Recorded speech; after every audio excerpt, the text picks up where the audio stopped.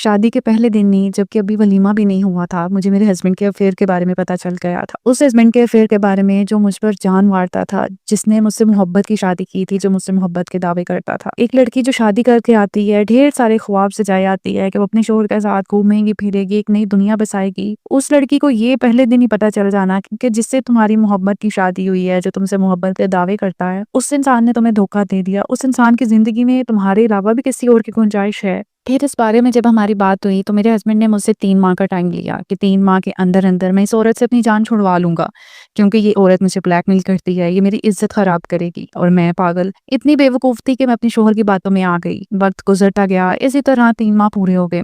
3 माह बाद फिर से मेरे शोहर ने मुझसे मजीद 3 माह का टाइम दिया और मैं फिर बेवकूफ बन गई। मैंने फिर से उनको 3 माह का टाइम दे दिया। इसी तरह 1 महीना गुजरा, दूसरा गुजरा, फिर जब तीसरा कंप्लीट हुआ तो मेरे शोहर ने फिर से मुझसे टाइम मांगा। इस बार मैंने कहा कि मैं टाइम नहीं लूंगी, आपको डिसीजन लेना होगा, मैं या वो। मेरे हस्बैंड ने फिर से मुझे बेवकूफ बनाया। इसी तरह टाइम लेते लेते 1 साल गुजरा, 1.5 साल, 2 साल और अब 2.5 साल हो चुके हैं। लेकिन असल कयामत उस दिन मुझ पर टूटी जब मुझे ये पता लगा कि मेरे शोहर ने उस औरत के लिए घर लिया हुआ है, जिसमें जरूरियात जिंदगी की हर चीज मौजूद है। फर्नीचर, खाने पीने का सामान, fridge, LED, AC, each and everything. जब मुझे ये पता चला ना तो मेरा दिल ऐसे फट गया, मुझे समझ ही नहीं आई कि मैं क्या करूं। लेकिन मैंने अपने शोहर पर ये जाहिर नहीं होने दिया कि मैं ये सब जानती हूँ। शोहर मेरे साथ बहुत लाड करते थे, मेरे साथ प्यार से पेश आते थे। ससुराल में अगर कोई मुझे कुछ कह देता था ना तो उससे भी लड़ पड़ते थे। ये सब मेरे लिए अब इतना अजीब था कि एक बंदा जो किसी को मुझे बात नहीं करने देता, वो अभी भी मुझे धोखा दे रहा है। खैर मैंने अपने शोहर पर ये चीजें जाहिर नहीं होने दी। ये सब पता लगने के बाद मैं सारा सारा दिन रोती थी, सिवाय उस टाइम के जिस टाइम में मेरे हस्बैंड मेरे पास मौजूद होते थे। खैर मैंने अल्लाह ताला से दुआएं मांगनी शुरू की